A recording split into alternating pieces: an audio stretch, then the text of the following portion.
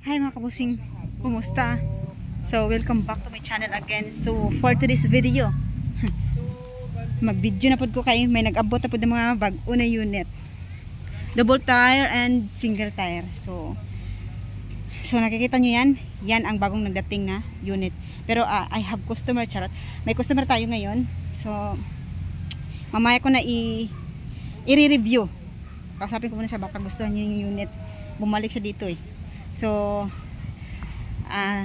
please subscribe to my channel mga kabusing para baka next time kayo na makabili ng unit from Ashia Japan Surplus. Okay, see you later.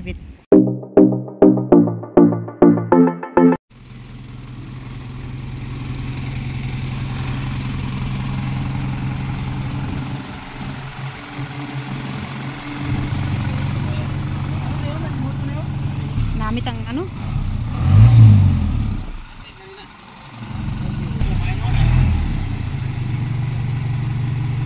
Keep distance kasi may mahal na siyang i-box. Boss? Wala pa gani. Kuan? Tubo? Sa restaurant. So, manual engine for chip 1.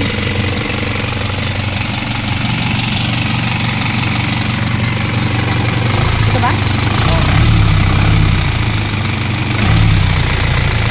Ikaw magano kaya ako maglalagay dito na.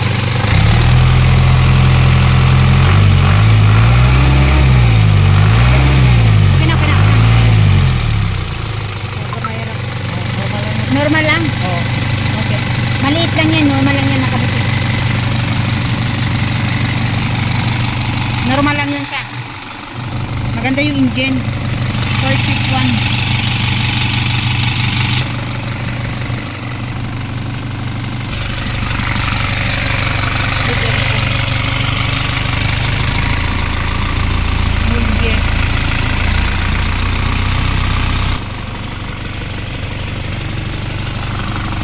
Kaya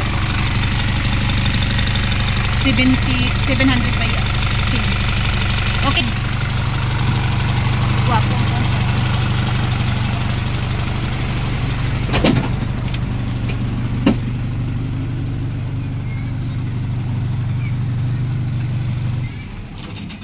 So, fully manual engine mga kabusing.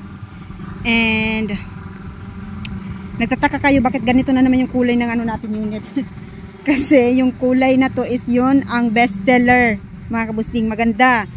Presko yung kulay niya. Marami na kami napalabas na unit na ganitong kulay mga kabusing. Last time lang na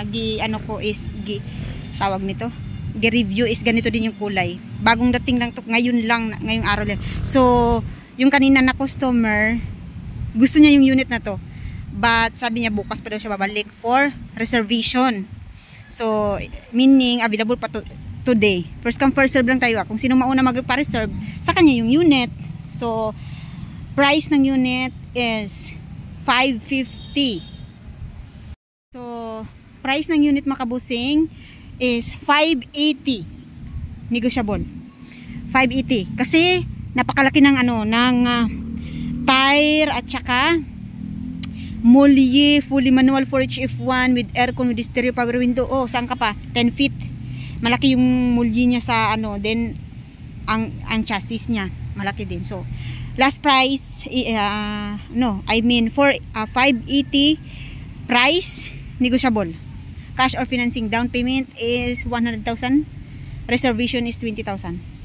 Okay mga kabusing, so punta naman tayo sa isa pang unit na dumating, yung single tire na assist.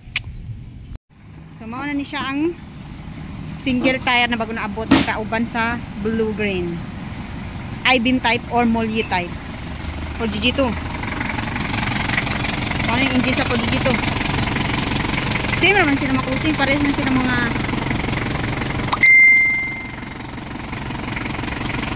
pinat ng engine. Ako na mag-open ka. Alas. Aray ko. Hirap ng buhay. No? So, mauni yung engine. Ikaw na kung kamot ba. Ben, paliw ko pag ano? Tawag nito? Gabilosan? Gabilos yung kay ano ko.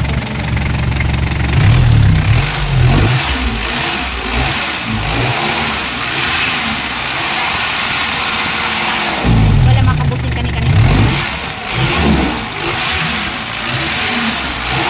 Okay na, okay na. Wapo ang unit. Mao ni mga pudi dito, best seller namon na mga unit. Ito. Dapat wala jud na siya blue buy. Yan ang sinasabi na. Maganda yung unit pag walang blue buy. Maganda yung engine.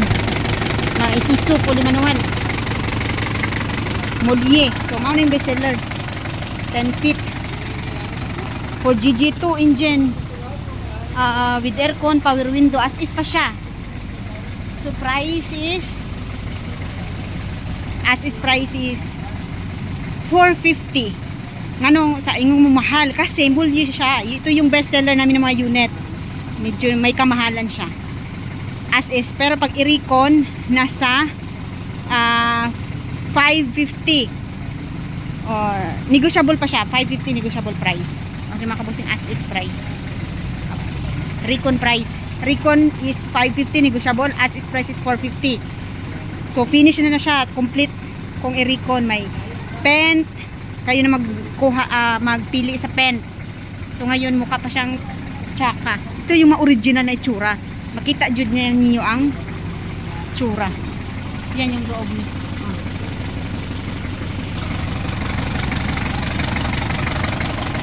Paul, palihog ko pagbaba, Paul. So ito yung dashboard naman. Ayan yung ano niya. Anong tawag nito? Ayan. Hindi makita. 190? 190 pa lang yung ano niya. Reading. 190 pa lang yung mileage niya, makabusing. So bago pa, fresh from Japan. So please subscribe na kayo sa channel para next time kayo na makabakal sa unit. For GG2 bestseller multi-type single tire no truck van in the Iloilo City.